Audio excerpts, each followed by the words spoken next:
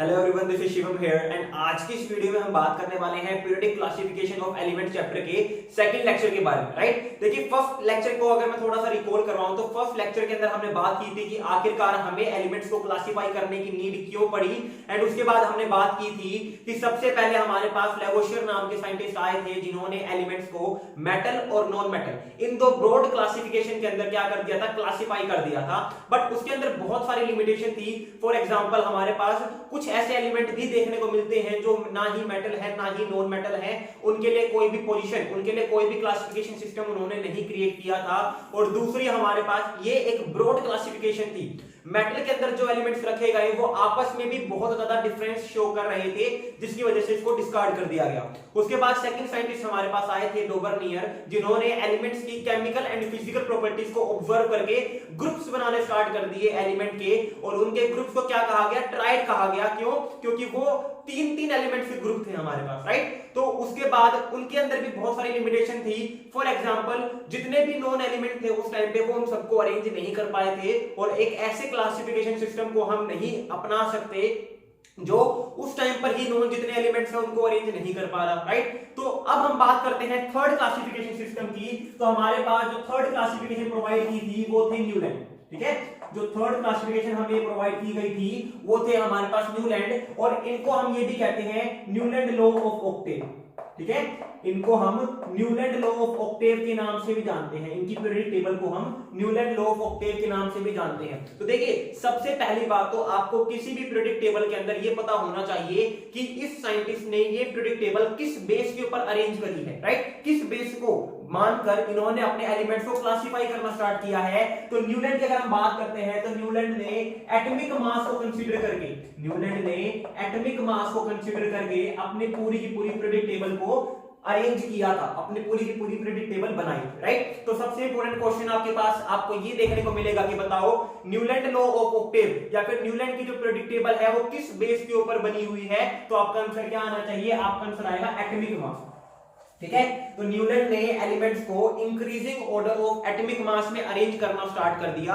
और उन्होंने क्या पाया, जब एलिमेंट्स को हम increasing order of atomic mass में अरेंज कर रहे हैं तो हर एट एलिमेंट की जो प्रॉपर्टी है, हर एट एलिमेंट की जो प्रॉपर्टी है वो फर्स्ट एलिमेंट के साथ क्या कर रही है, मैच कर रही है। ठीक है, न्यूलैंड ने क्या करा, न्यूलैंड ने एलिमेंट्स को increasing order of atomic mass में अरेंज करना स्टार्ट कर दिया।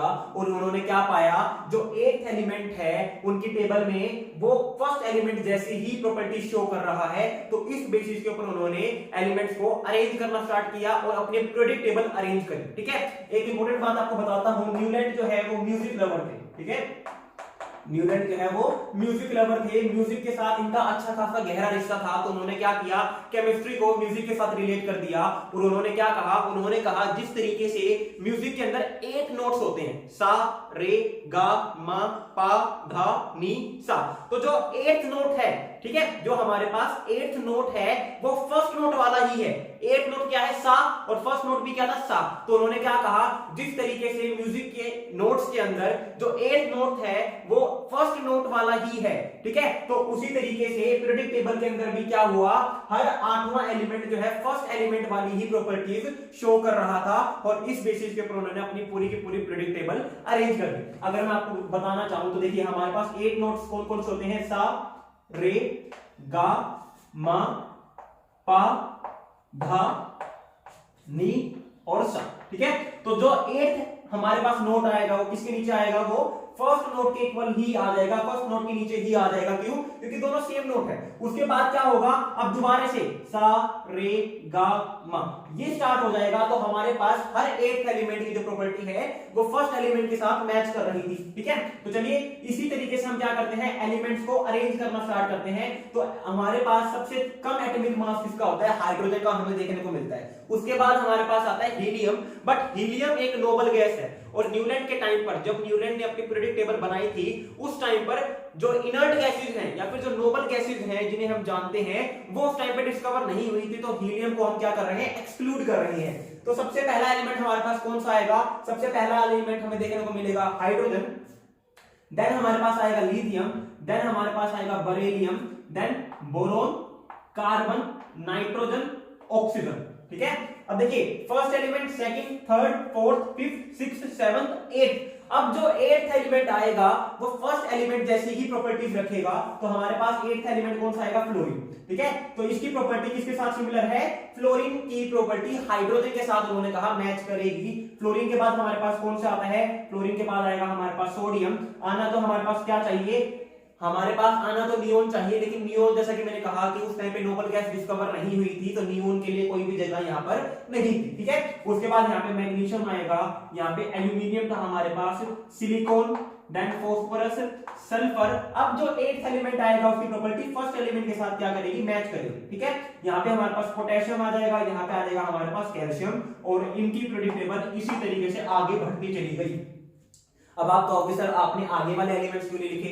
तो हमेशा एक बात याद रखना, अगर न्यूलैंड की पीरियोडिक टेबल के ऊपर क्वेश्चन बनेगा, अगर न्यूलैंड की पीरियोडिक टेबल के ऊपर क्वेश्चन बनेगा तो वो कैल्शियम तक ही बनेगा। इसके आगे के एलिमेंट इन्होंने जिस भी तरीके से अरेंज करे उनसे हमें कोई भी लेना देना नहीं है। क्यों? क्योंकि आगे इन्होंने जिस तरीके से अरेंजमेंट करी है वो गलत अरेंजमेंट है। ठीक है, क्यों गलत अरेंजमेंट है? क्योंकि अकॉर्डिंग टू हिम एक ही ग्रुप में ये जो ग्रुप बनते जा रहे हैं, ये ग्रुप में जितने भी एलिमेंट आए हैं इनकी फिजिकल और केमिकल प्रॉपर्टी सिमिलर है। इनकी फिजिकल और केमिकल प्रॉपर्टी क्या है? सिमिलर है।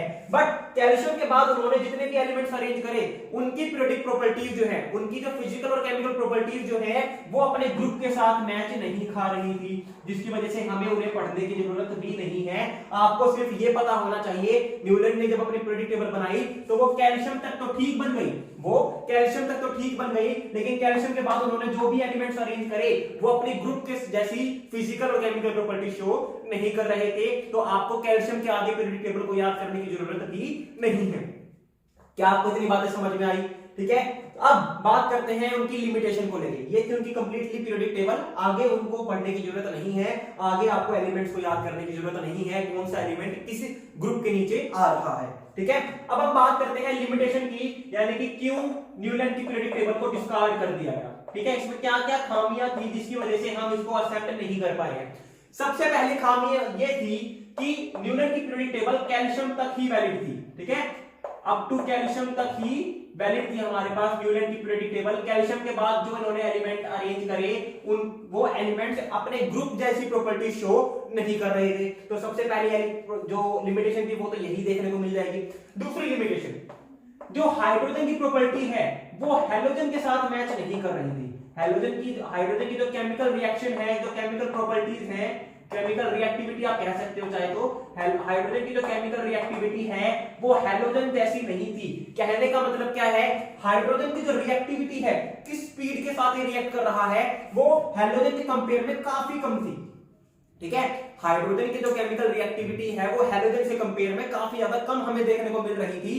तो अगर ये एक ही ग्रुप में बिलोंग करेंगे तो इनकी केमिकल रिएक्शन, केमिकल प्रॉपर्टी जो है वो ऑलमोस्ट सिमिलर होनी चाहिए, लेकिन इनकी केमिकल रिएक्टिविटी के अंदर अच्छा खासा डिफरेंस हमें देखने को मिल रहा था। यहाँ पे मैंने एक वर्ड यूज किया है हेलोजन, तो आपको मैं बता दूं हेलोजन का मतलब होता है सोल्ट फॉर्मिंग, यानी कि ये वो एलिमेंट्स हैं जो सोल्ट फॉर्मेशन में रिस्पॉन्सिबल होते हैं, सोल्ट फॉर्मेशन के लिए क्या करते हैं? रिस्पॉन्सिबल होते हैं। ठीक है, हेलोजन का मतलब होता है सोल्ट फॉर्मिंग। फॉर एग्जांपल अगर मैं बात करूं NaCl, जो घर में आप नमक यूज करते हो वो क्या होता है? NaCl। तो यहाँ पे हमारे पास देखिए क्लोरीन जो है वो यूज किया गया है, तो क्लोरीन हमारे पास एक हेलोजन है, हमारे पास क्लोरीन क्या है? हेलोजन है, यानी कि सोल्ट फॉर्मेशन के लिए रिस्पॉन्सिबल है। तो हमारे पास दो लिमिटेशन हो चुकी है। पहली तो क्या, ये सिर्फ कैल्शियम तक ही वैलिड था। दूसरी बात क्या, हमारे पास हाइड्रोजन और हेलोजन की प्रॉपर्टीज को डिफाइन नहीं कर पाया कि हाइड्रोजन को हमने हेलोजन के साथ रखा है, लेकिन हाइड्रोजन की केमिकल रिएक्टिविटी हेलोजन के कंपेयर में काफी डिफरेंट हमें देखने को मिल रही थी। और तीसरी लिमिटेशन हमारे पास इसके अंदर क्या देखने को मिली हमें कि न्यूलैंड ने अपनी पीरियोडिक टेबल के अंदर दो एलिमेंट्स के भी ग्रुप बना दिए थे। फॉर एग्जांपल अगर हम बात करें कोबाल्ट और निकल को इन्होंने एक ही साथ रख दिया। ठीक है, एक ही पोजीशन के ऊपर दो एलिमेंट्स को रख दिए। फॉर एग्जांपल मान लीजिए क्लोरीन के नीचे इन्होंने क्या किया? किया, कोबाल्ट एंड निकल, दोनों को एक ही जगह पे रख दिया।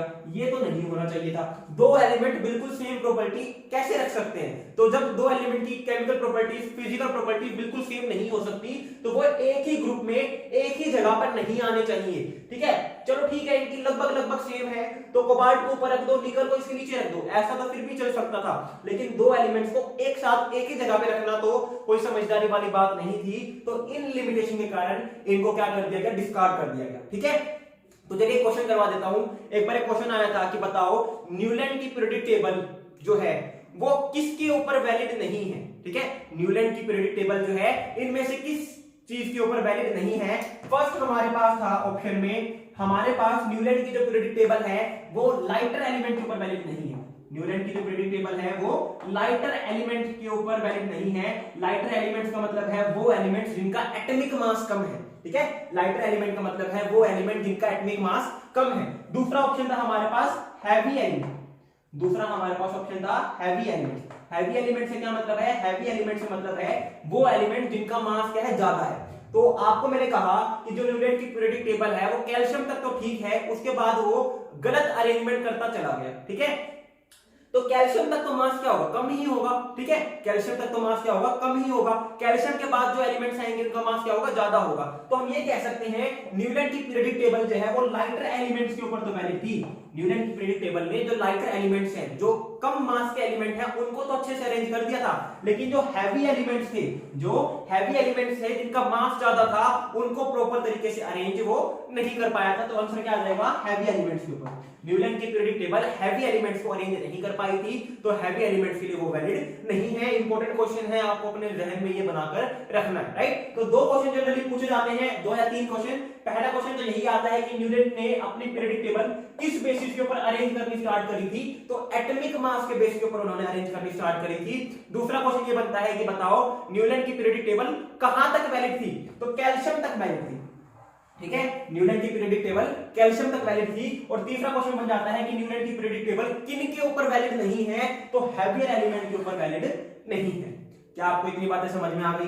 तो ये हमारे पास थी थर्ड पीरियोडिक टेबल जिन्होंने एलिमेंट्स को अरेंज करने की ट्राई की थी, और इन साइंटिस्ट का नाम था न्यूलैंड। ठीक है, उसके बाद हमारे पास आए मेंडलीव, जिन्होंने पीरियोडिक टेबल के अंदर, पीरियोडिक केमिस्ट्री के अंदर कहूं मैं अगर, एक रिवॉल्यूशन सी ला दी। ठीक है, जो नेक्स्ट साइंटिस्ट हमारे पास है वो है मेंडलीव, और मेंडलीव ही वो फर्स्ट साइंटिस्ट थे जिन्होंने एलिमेंट्स को प्रॉपर तरीके से विद रीजन अरेंज करना स्टार्ट करा।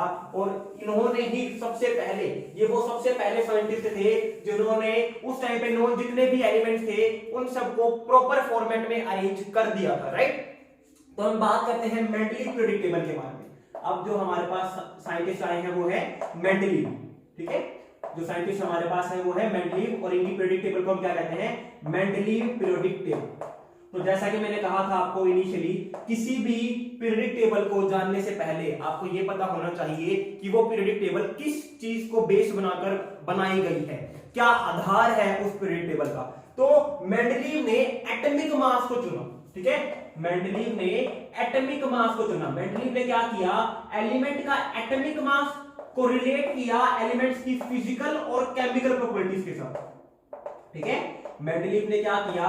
एलिमेंट्स की एटॉमिक मास को एलिमेंट्स की फिजिकल एंड केमिकल प्रॉपर्टीज के साथ क्या किया? कोरिलेट करने की ट्राई की, और उन्होंने एलिमेंट्स को increasing order of atomic mass में अरेंज करना स्टार्ट कर दिया।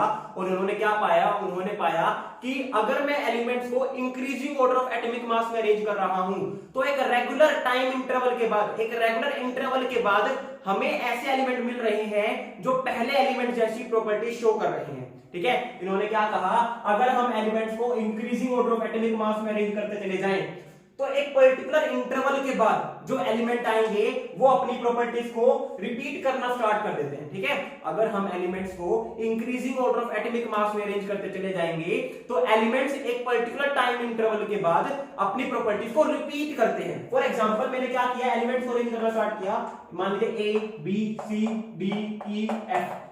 ठीक है, अब जो एलिमेंट आएगा, मान लीजिए उसकी प्रॉपर्टी A के साथ मैच कर रही थी, तो उन्होंने इस G एलिमेंट को A के नीचे रख दिया। दोबारा से अरेंज करेंगे, ठीक है। दोबारा से उतने ही इंटरवल के बाद जो एलिमेंट आएगा वो दोबारा से फर्स्ट एलिमेंट जैसी प्रॉपर्टीज रख रहा था, तो दोबारा से उन्होंने इसको इसके नीचे रख दिया, पहले ग्रुप में रख दिया। दोबारा से इंक्रीजिंग एटॉमिक मास में अरेंज करना स्टार्ट किया। दोबारा से अब जो एलिमेंट आएगा उसकी प्रॉपर्टी पहले वाले के साथ मैच कर रही थी, तो दोबारा इसके नीचे रख दिया। तो उन्होंने क्या किया, एलिमेंट्स को increasing order of atomic mass में अरेंज करना स्टार्ट किया। तो उन्हें क्या मिला, उन्हें पाया कि एक पर्टिकुलर इंटरवल के बाद जो हमें एलिमेंट मिलेगा उसकी प्रॉपर्टी पहले वाले इनिशियल एलिमेंट्स के साथ क्या कर रही है, मैच करती जा रही है। और इस बेसिस के ऊपर उन्होंने अपनी पूरी पीरियोडिक टेबल डिजाइन कर दी। क्या ये बात समझ में आ गई? तो पहला इन्होंने क्या लिया, एटॉमिक मास। उन्होंने एटॉमिक मास को रिलेट किया एलिमेंट्स की फिजिकल और केमिकल प्रॉपर्टीज के साथ। दूसरी बात, अगर मैं बात करूं कि मेंडलीव ने केमिकल प्रॉपर्टीज में क्या इंक्लूड किया, किसके साथ उन्होंने केमिकल प्रॉपर्टीज को रिलेट किया, तो मेंडलीव ने एलिमेंट्स की केमिकल प्रॉपर्टीज में दो एलिमेंट्स के साथ केमिकल रिएक्शन ऑब्जर्व करी। पहले थे हमारे पास हाइड्रोजन के साथ रिएक्शन, कि एलिमेंट्स हाइड्रोजन के साथ रिएक्ट करके क्या बना रहे हैं या क्या नहीं बना रहे हैं। और दूसरी ऑक्सीजन के साथ रिएक्शन, कि एलिमेंट्स ऑक्सीजन के साथ रिएक्ट करके क्या बना रहे हैं और किस टाइप का बना रहे हैं। अगर एलिमेंट्स हाइड्रोजन के साथ कंबाइन करते हैं तो हाइड्राइड्स बनाते हैं। आपको ये बात पता होनी चाहिए, हाइड्राइड्स क्या होते हैं। जब एलिमेंट हाइड्रोजन के साथ कंबाइन करके कंपाउंड बनाते हैं उन्हें हम कहते हैं हाइड्राइड्स, ठीक है। और जब एलिमेंट ऑक्सीजन के साथ कंबाइन करके कंपाउंड बनाते हैं उन्हें हम कहते हैं ऑक्साइड, उन्हें हम क्या कहते हैं, ऑक्साइड। तो आपको ये बात पता होनी चाहिए हाइड्राइड से क्या मतलब है और ऑक्साइड से क्या मतलब है। तो उन्होंने क्या किया, उन्होंने केमिकल प्रॉपर्टीज में एलिमेंट्स के हाइड्राइड्स और ऑक्साइड ऑब्जर्व करे कि एलिमेंट्स किस फॉर्मूले के हाइड्राइड बना रहे हैं और किस फॉर्मूले के ऑक्साइड बना रहे हैं। क्या एक बात समझ में आ गई आपको? अब बात आते हैं कि इन्होंने केमिकल प्रॉपर्टीज में हाइड्रोजन और ऑक्सीजन के साथ ही क्यों रिलेट किया। क्योंकि देखिए सबसे पहली बात तो hydrogen and oxygen easily available थे, मोस्ट अबंडेंट एलिमेंट्स हमारे पास हैं, राइट। हाइड्रोजन एंड ऑक्सीजन क्या है, मोस्ट अबंडेंट एलिमेंट्स हैं। और उस टाइम पे जितने भी नॉन एलिमेंट थे, मेंडलीव के टाइम पे 63 नॉन एलिमेंट थे, ठीक है। अगर आपसे कोई पूछ ले कि मेंडलीव के टाइम पे कितने नॉन एलिमेंट थे, तो मेंडलीव के टाइम पे 63 नॉन एलिमेंट थे। तो मेनली एलिमेंट जो है हाइड्रोजन और ऑक्सीजन के साथ रिएक्ट करके हाइड्राइड या ऑक्साइड बना ही लेते हैं, ठीक है। तो हमें कुछ ऐसा ही तो चाहिए था जो हर एक एलिमेंट शो करता हो, ताकि उनमें डिस्टिंग्विश कर सके। अगर मान लो आधे एलिमेंट्स रिएक्शन शो कर रहे थे, आधे एलिमेंट वो रिएक्शन शो ही नहीं कर रहे थे, तो हम उनको कंपेयर कैसे करेंगे? हम कंपैरिजन तो तभी करेंगे ना जब हमारे पास एक कॉमन चीज उनमें हमें देखने को मिले, राइट। तो उन्होंने हाइड्रोजन एंड ऑक्सीजन को ही केमिकल रिएक्शन में इसलिए इंक्लूड किया। पहली चीज, hydrogen and oxygen easily available थी हमारे पास। और दूसरी चीज, मेनली मोस्टली कंपाउंड जो है हाइड्रोजन एंड ऑक्सीजन के साथ रिएक्ट करके हाइड्राइड एंड ऑक्साइड क्या कर लेते हैं, बना देते हैं, ठीक है। तो ये थी उन्होंने पहली चीज कि एटॉमिक मास को ऑब्जर्व किया, एटॉमिक मास के इंक्रीजिंग ऑर्डर में एलिमेंट्स को अरेंज करना स्टार्ट किया। दूसरी बात, उनकी फिजिकल और केमिकल प्रॉपर्टीज एटॉमिक मास के साथ कैसे रिलेट कर रही है उसको ऑब्जर्व करना स्टार्ट किया। क्या ये बात समझ में आई? इसके बाद मेंडलीव ने अपनी जब पीरियोडिक टेबल दी, तो मैं आपको बता दूं मेंडलीव ने 8 ग्रुप्स क्रिएट किए, ठीक है। मेंडलीव ने 8 ग्रुप्स क्रिएट किए और 7 पीरियड्स क्रिएट किए, 7 पीरियड्स क्रिएट किए। आप पूछोगे सर ग्रुप क्या होते हैं? तो देखिए इन वर्टिकल कॉलम्स को हम कहते हैं ग्रुप, इन वर्टिकल कॉलम्स को हम कहते हैं ग्रुप। ये जो वर्टिकल कॉलम है इस तरीके से, इन्हें हम क्या कहते हैं, ग्रुप कहते हैं। और इन हॉरिजॉन्टल लाइंस को हम क्या कहते हैं, पीरियड कहते हैं। तो मेंडलीव ने एलिमेंट्स को, क्वेश्चन आएगा आपके पास किसी भी अच्छे एग्जाम में कि बताओ मेंडलीव ने अपनी पीरियोडिक टेबल में कितने ग्रुप और कितने पीरियड्स ऑब्जर्व करे या फिर कितने ग्रुप्स और कितने पीरियड्स बनाए। तो मेंडलीव ने अपनी पीरियोडिक टेबल में 8 ग्रुप्स और 7 पीरियड्स बनाए थे। क्या ये बात समझ में आ गई?